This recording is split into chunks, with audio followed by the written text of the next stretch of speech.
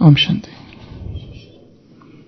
8th March 2019. Today's blessing.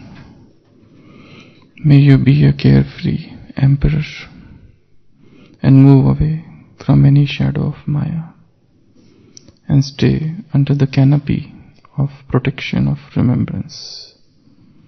May you be a carefree emperor and move away from any shadow of Maya and stay under the canopy of protection of remembrance. Those who constantly stay under the canopy of protection of the Father's remembrance constantly experience themselves to be safe. The way to save yourself from the shadow, chaya of Maya, is to stay under the Father's canopy of protection, chatra-chaaya. Those who stay under the canopy of protection will always be carefree emperor.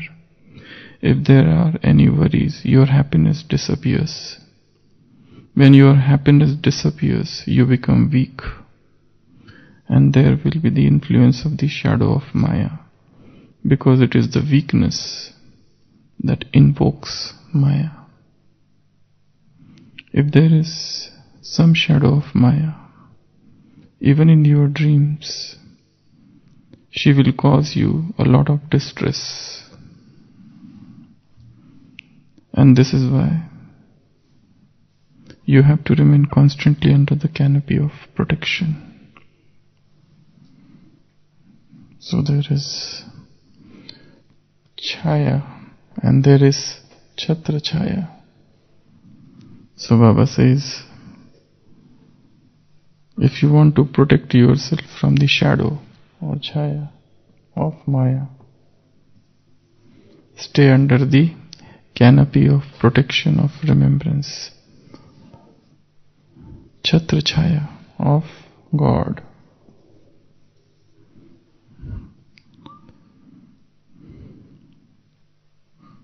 And for that, become a carefree emperor.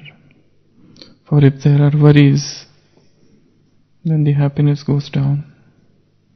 And when happiness goes down, you become weak. And when you become weak, Maya attacks, or that invokes Maya. Even if the shadow of Maya is even in your dreams, she will cause you a lot of distress. And this is why you have to remain constantly under the canopy of protection. So Baba is telling us the ways and means of protection in this Brahmin life. And the best means of protection is remembrance.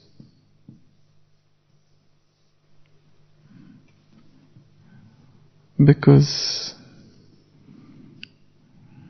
our battle or struggle with Maya is from very long time. And we are knowledgeable souls and we know who is God and what is He. But at the same time, we must know what is Maya, what is the nature of Maya, what are the different forms of Maya, at what time Maya attacks, at what weakest point Maya attacks, and how she attacks.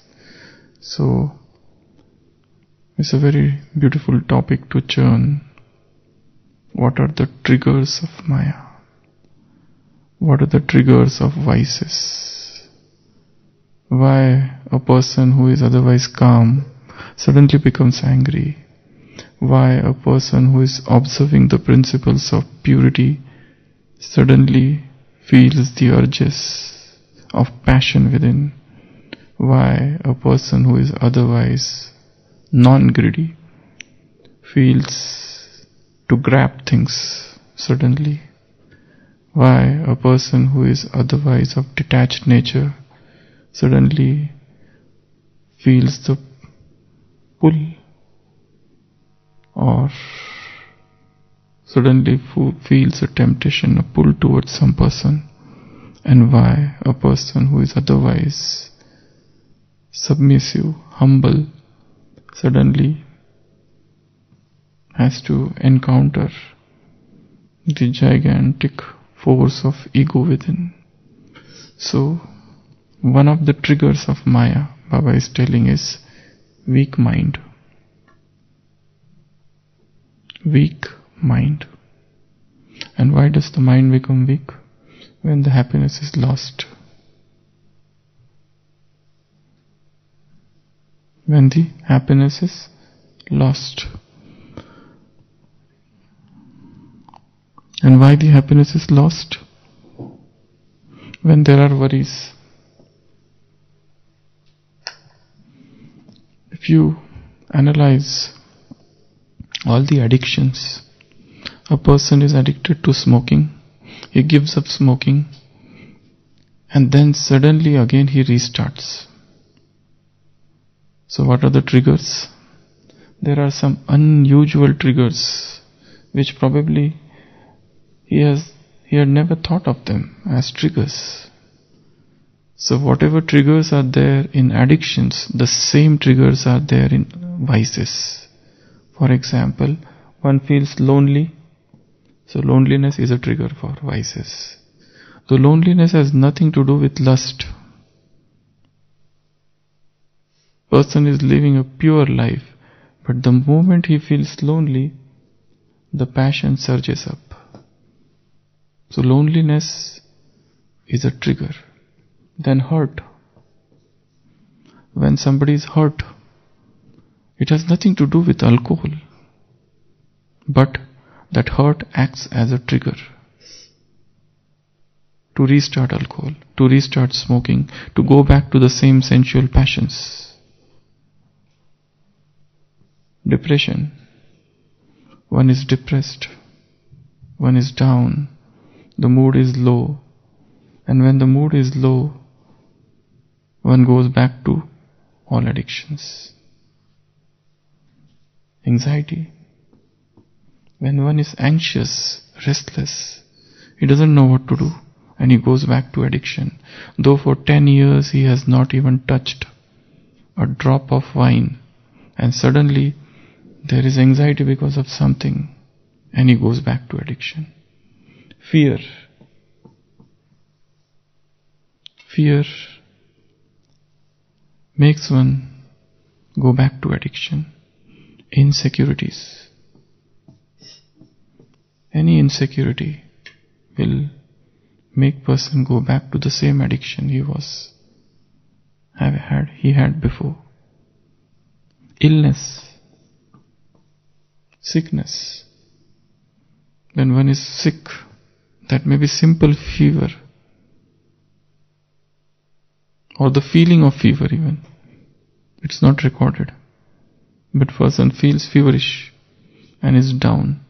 That is a vulnerable point, a sensitive point, where the addictions would be triggered or some previous sanskar would come back. Though that sanskar has nothing to do with this illness, still it comes back. Because, physical tiredness. For example, person is busy in seva whole day and is tired, and he goes to sleep. Before sleeping, he is so tired that there are no particular thoughts, and that is the point when Maya attacks. Whole day was spent in Baba's service, whole day, but there is a tiredness. The body is tired, and that point of time some previous sanskar is triggered, which has nothing to do with whole day. The person did not have any thought about it, but still the tiredness triggers the sanskars, addictions, vices, unhappiness, and then Maya attacks. So one must identify the weakest time of the day. In 24 hours, which is that point when I am vulnerable? I am very strong at Amrit Vela, I am very strong during Murli, I am very strong throughout the day, but maybe afternoon, when I am free, that time the Maya attacks. probably just before going to sleep, there is a whole lot of digital attraction that might pull me. So, identify those weak points of the day or places. At particular place I feel weak. At another place, when I am Madhuban, I am very strong. But the moment I go back, I am weak. At my home I am strong. In my workplace I am weak. Why? So there must be something there. So places also are responsible for invocation of Maya. So time, place, and then there is a person. There are persons, the moment I see them or even remember them, I suddenly feel drop in my stage. And always remember, we all Brahmins have very strong karmic accounts with other Brahmins. We don't have much karmic accounts with the soul who are outside of this yajna. But within the yajna, we all have come together in one center, in one department, in one place, in Mount Abu. That could be Gyansaro, Pandavavan, anywhere, any place of the yajna. Same department, same place. So why A is with B? Is it suddenly? There's no coincidence. They have a very strong karmic account to settle. And they left that unsettled in the previous births. And now there is constant quarrel, differences of opinion, fights, anxieties, or attachments, deep attachments. Which is preferable, fight or attachment? Given option, what you will take? You are A and there is B. You want to fight with B or you want to have attachment with B? You don't have third option, only two options. Only two options. Only two options. Either you have fight or you have attachment. Which you will take? Arvind bhai. Why? Why? Why you want to fight with someone? Huh? For increasing disinterest. Because attachment is filled with anxiety. Attachment is filled with restlessness. Attachment takes you away from God. Attachment makes you focus only on that one person. Attachment is dangerous. Fight is also dangerous, but a little better. Preferable. You remain at least detached from that person. And then you can have inside your mind, you can give sakash of detachment or whatever. But the one whom you are attached, you can't give even sakash. Your sakash doesn't reach, vibrations don't reach that person. So, identify the period, time, place and person throughout the day when Maya attacks me. My weakest points of the day. Time of the day, the persons who surround me. And if suppose I identify, okay, at 10 p.m. at night Maya comes, okay, this is the time. And the particular place, my room.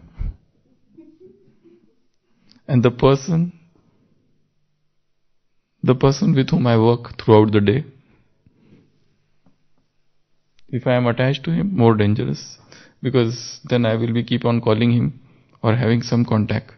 If I am detached, I may not contact. But whatever. So, there is a point where the Maya attacks. Maya will not attack you in 23 hours and 50 minutes. It will attack only for those 10 minutes when you are weak. When you are weak. For 23 hours you are very strong. You have churning knowledge, giving and listening lectures or whatever. Doing all Gyan related activities. But Those 10 minutes are most important. 100 people you work with, 1,000 people you come in contact every day. Nobody affects you. But one person is there who affects you too much. All purusharth, all efforts have to be done only on that one person. All purusharth is only for those 10 minutes. All purusharth, throughout the day you are okay, but the moment you enter one particular place, that place, so special attention should be given to that place, in purifying that place, in giving sakash to that particular person, and to be highly alert during those 10 minutes where the Maya comes. Because if you can conquer that 10 minutes, you have conquered the day.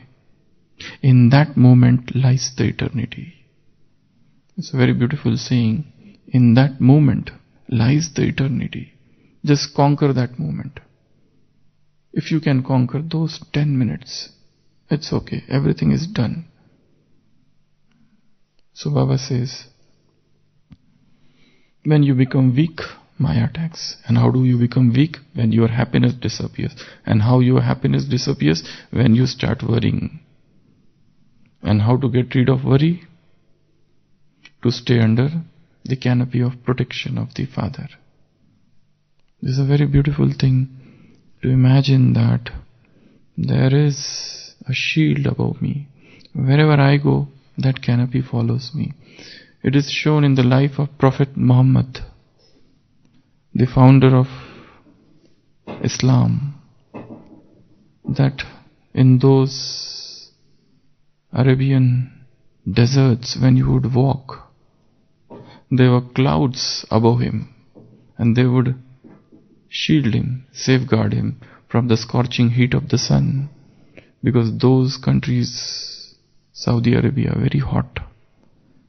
And when Prophet Muhammad would walk, the clouds would walk above him, move above him, float above him.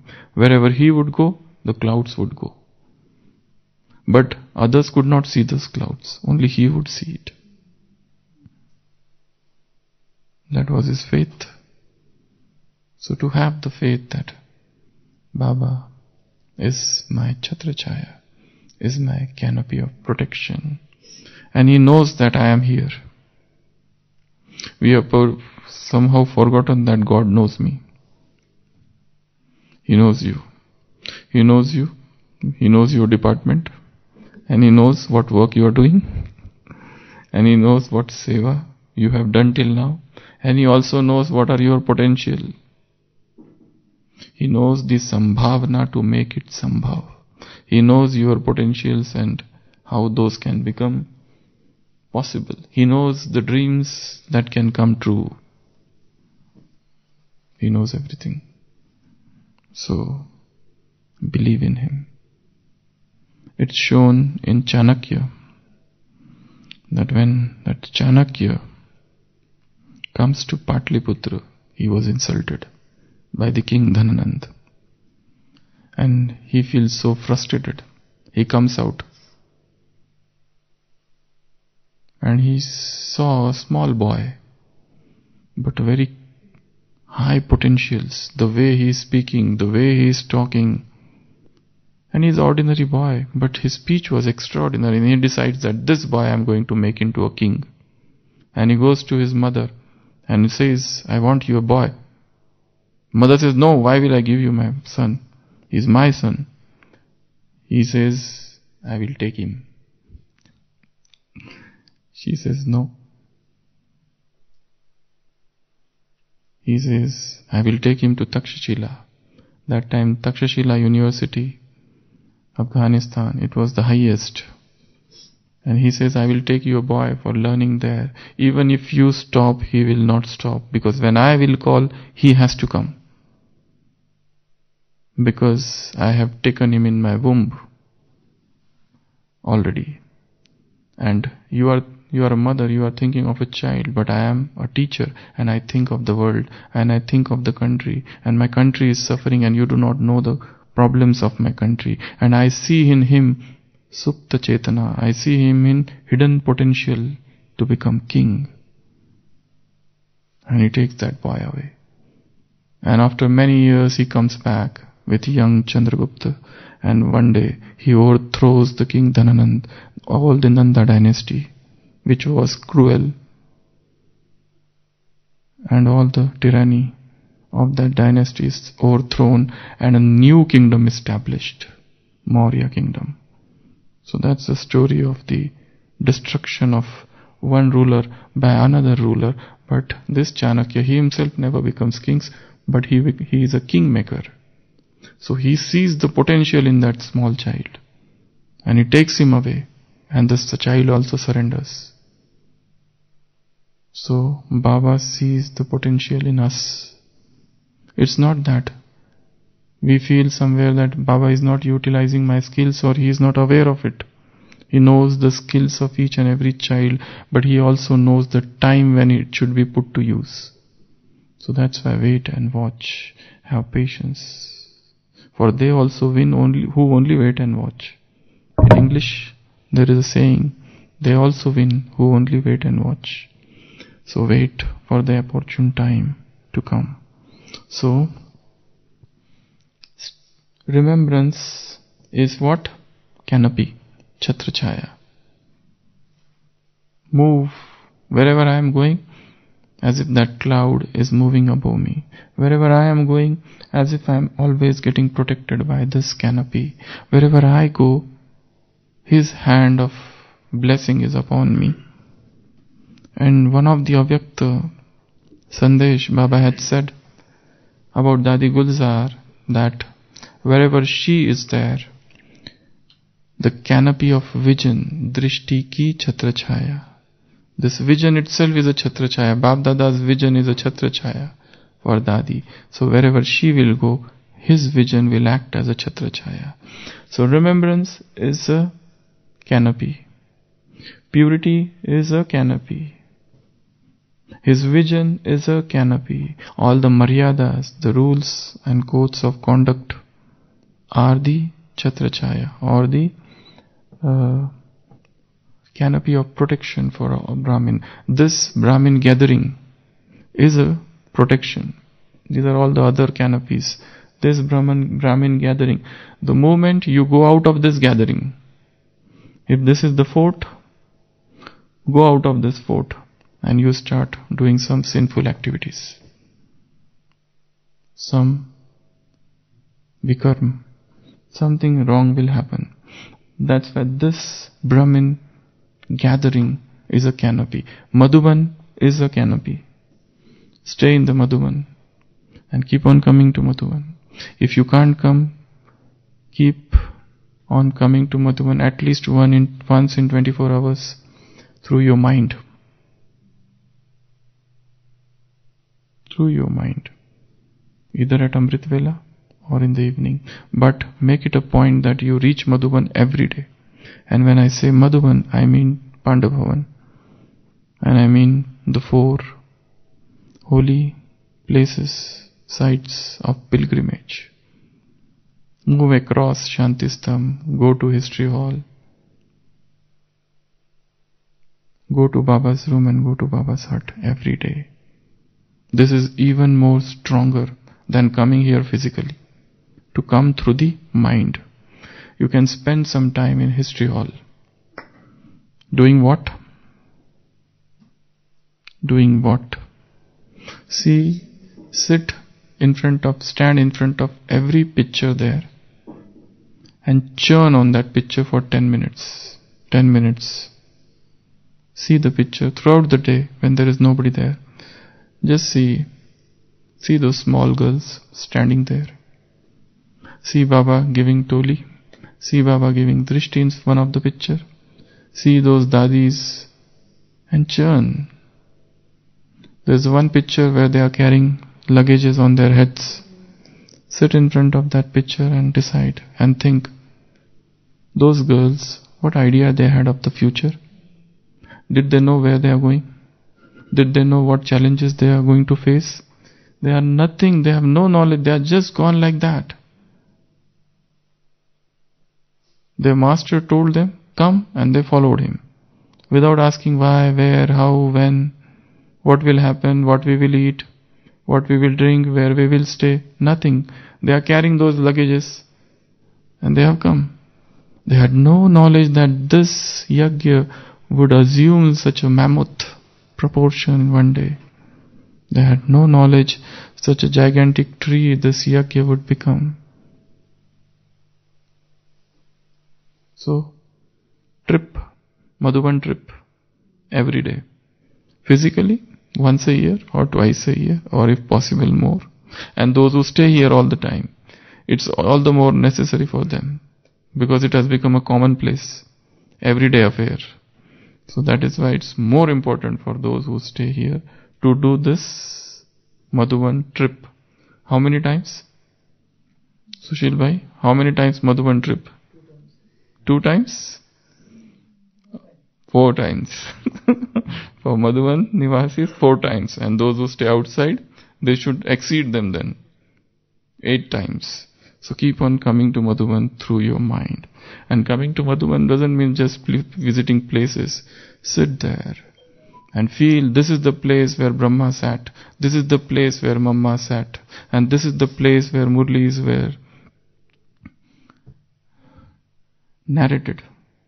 And this is the place where the initial fire was ignited. And this is the place from where the spiritual explosion took place. This is the place where the spiritual bombshell was first thrown by God. And this is the place where the blast occurred.